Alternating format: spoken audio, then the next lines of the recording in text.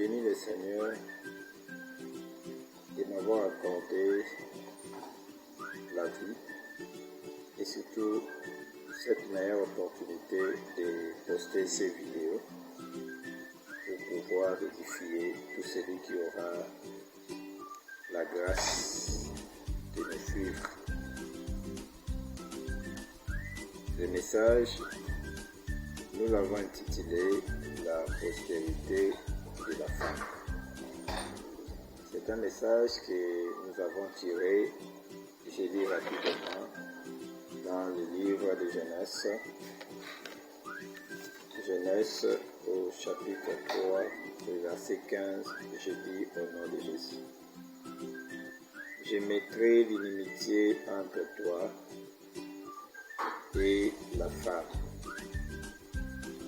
entre ta postérité et la postérité de celle-ci. Je reprends s'il vous plaît, entre ta postérité et sa postérité. Celle-ci t'écrasera la tête et tu lui laisseras les talons. C'est la parole de Dieu. J'avais dit la postérité de la femme. L'homme, comme nous le savons, a été créé par Dieu. Le sixième jour, la Bible nous dit, Dieu prit de la poussière. Si vous allez lire les livres de Genèse, toujours au verset 2, le chapitre 2, pardon, le verset 7, je pense. Genèse 2, 7. Rapidement, je peux lire pour l'Éternel Dieu forma l'homme de la poussière de la terre. Il souffla dans ses narines et l'homme devint. Il souffla dans ses narines un souffle de vie et l'homme devint un être vivant. Je soutenais que l'homme a été créé par Dieu au moyen de la poussière de la terre. Dieu forma l'homme et quelque temps après, la Bible nous le dit, il prit l'homme qu'il avait créé, il le fit endormir. L'homme, en dormant, Dieu tira dans cet homme l'une des côtes et en fit une femme. Si on pourrait se poser la question, d'où vient la femme? Cette même femme-là, les noms donnés par l'homme, veut dire tirer de l'homme. Parce qu'Abraham, en s'éclatant de joie, il dit, cette fois-ci, c'est l'os de mes os, la chair de ma chair, on l'appellera femme. Peu de temps après, la femme et l'homme péchèrent. Je ne vais pas faire un enseignement là-dessus. Retenons qu'ils ont péché en mangeant les fruits de l'arbre dont l'Éternel Dieu les avait interdits. Étant interdits, quand on touche à l'interdit, sans péché, même à la maison, quand papa dit vous n'allez pas faire ceci, l'enfant qui oserait faire cela aura des problèmes avec son papa. Si le papa est trop brutal, l'enfant va recevoir des verges de correction. Donc Adam et Ève étaient passibles aussi à une sorte de correction. Et cette correction, nous allons en venir à un certain moment. Dieu les avait même chassés du jardin où ils étaient. Mais rentrons dans notre sujet. Dans le livre de Genèse 3.15, là où nous avons dit, Dieu parle au serpent pour Pourquoi Dieu s'adresse au serpent? Parce que le serpent est cet animal qui séduisit la femme et qui a séduit la femme. La femme à son tour a fait manger les fruits à l'homme. Dieu, en posant la question à l'homme, qui était censé être responsable, l'homme dira, certainement, c'est pas ma faute, c'est pas de ma faute. Je l'ai mangé car la femme que toi, Dieu, tu as mise à côté de moi, me l'a donnée, je mangeais. Je ne sais pas si je dirais que c'était une façon de se justifier pour Adam, mais c'était sa réponse. Et la réponse d'Adam va pousser Dieu à se diriger vers la femme. Et quand Dieu se dirige vers la femme, il lui pose cette question. Est-il vrai? Pourquoi as-tu fait cela? La femme dira, non, ce n'est pas moi. C'est le serpent qui m'a séduit et j'ai mangé. Et j'ai donné aussi à mon mari. C'est à ce moment-là que Dieu se tourne vers le serpent pour lui dire tout ce que nous avons dit là. Toi, le serpent, aujourd'hui, il y a l'inimitié, une séparation, une adversité qui bombanda, comme nous soutenons à Lingala. Si avant vous aviez le temps, vous aviez l'audace de venir parler avec la femme, amener la femme à vous écouter, à être même convaincu de ce que vous étiez en train de dire, désormais, plus question que toi et la femme, vous vous engagez à une conversation, vous vous engagez à un discours de manière positive. Plus question, toi, le serpent,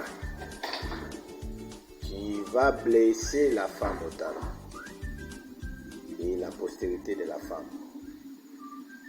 Il ne s'agit pas d'une séparation entre la femme et le serpent.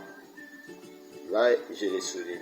Il s'agit d'une séparation entre la femme et entre la postérité de la femme et celle du serpent. Là, nous allons rapidement comprendre que bateau basalaki masumu bazwi bango batie bango na pembeni, mais bateau baza koya na nsima na bango. Ce sont ces gens-là que l'Éternel désigne pour que ces gens-là se confrontent à tout moment. C'est ce qui est écrit dans les livres d'Exode. Exode 17, je lis rapidement pour soutenir ce verset. Exode 17,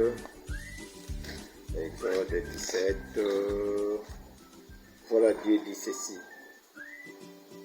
Exode 17, verset 16. Je peux lire 15, 16. Moïse bâtit un autel et lui donna le nom de l'Éternel ma bannière. Et il dit, parce que la main a été levée sur le trône de l'Éternel, il y aura guerre de l'Éternel contre Amalek de génération en génération. Je lis rapidement ces versets parce que le temps nous est imparti. On ne doit pas tout dire. Peut-être ça va peut-être nous prendre beaucoup d'espace et la vidéo ne sera pas vraiment visionnée parce que ça va prendre beaucoup de temps. Mais ces versets viennent en complément de celui-ci pour démontrer que Nzambe akabola bato mibale po batikala koyokana te. Il y a une séparation. Des postérités bakoyokanaka te. Ils ne vont pas s'attendre. Ils sont ennemis de génération en génération. Guerre de génération en génération entre Israël et Amalek. Des postérités qui ne vont pas s'attendre. Tantôt c'est le serpent, la postérité du serpent, tantôt c'est la postérité de la femme. Des postérités, la postérité du serpent et la postérité de la femme. Ces deux postérités sont en éternelle bataille. Peut-être c'est vous qui n'arrivez pas à comprendre que nous sommes en train de vivre avec les ennemis. Nous ne vivons pas avec nos amis. Moi je le dis toujours à Lingala, ndeko nandoki. Soki otangi yango malamu te okokanisa eloko moko, parce que ça s'écrit de la même façon, presque de la même façon, une légère différence. Ndeko, N-D, ndoki, N-D. Donc il y a toujours trois consonnes, N-D-K, N-D-K. Donc il faudrait avoir des yeux. Je vais en venir peut-être dans ma prochaine vidéo. Je vais en venir. Ndeko et Ndoki s'écrivent presque de la même façon. Mais il faut avoir les yeux pour comprendre que ça c'est un Ndeko, l'autre c'est un Ndoki. Alors, deux postérités qui sont ensemble. Des postérités qui sont ensemble, qui sont censés de ne pas s'entendre, qui sont en éternelle bataille. Ça, c'est l'ordre de l'Éternel. La Bible dit, ce que Dieu dit, c'est ce qui se réalise. Ce qu'il ordonne, c'est ce qui s'accomplit. Voilà. Vous pouvez lire aussi le livre des Galates, l'épître de Paul aux Galates, au chapitre 5, les versets 16 à 25. Là, vous allez comprendre que nous avons deux réalités. Nous avons deux réalités. Il y a ceux qui vivent en esprit et ceux qui vivent dans la chair. Ils ne s'attendent pas. La chair a des désirs que l'esprit n'en a pas. L'esprit a des désirs que la chair n'en a pas. Ils sont opposés. Alors, il faudrait maintenant se choisir les camps. Vous êtes du camp de l'esprit ou vous êtes du camp de la chair. Vous êtes du camp de la postérité de la femme ou de l'autre camp de la postérité du serpent. Mais une seule réalité à maîtriser et à comprendre, éternelle bataille. C'est avec raison que vous allez voir une maman qui cherche à tuer sa fille. Un papa qui cherche à tuer son fils. Jésus l'a dit. Il dit, je ne suis pas venu apporter la paix, mais je suis moi. Ma présence sur terre, c'est pour apporter la paix. Je suis venu diviser le père de son fils, la mère de sa fille. Et chacun aura pour ennemi les gens de sa propre famille.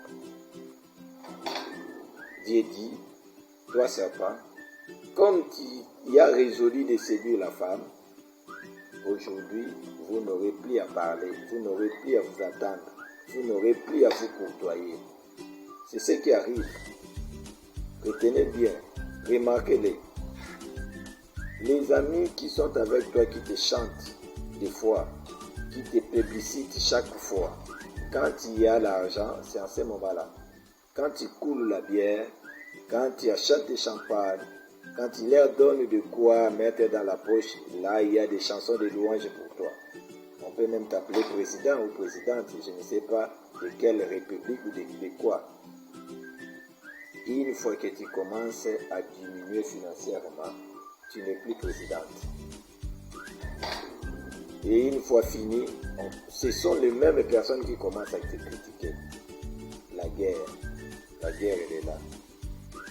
Elle est là. Et elle est éternelle. Entre nous et nous qui sommes la postérité de la femme et eux qui sont la postérité du serpent. Nous devons le mettre dans notre tête. La guerre, elle est là. Choisissez les camps.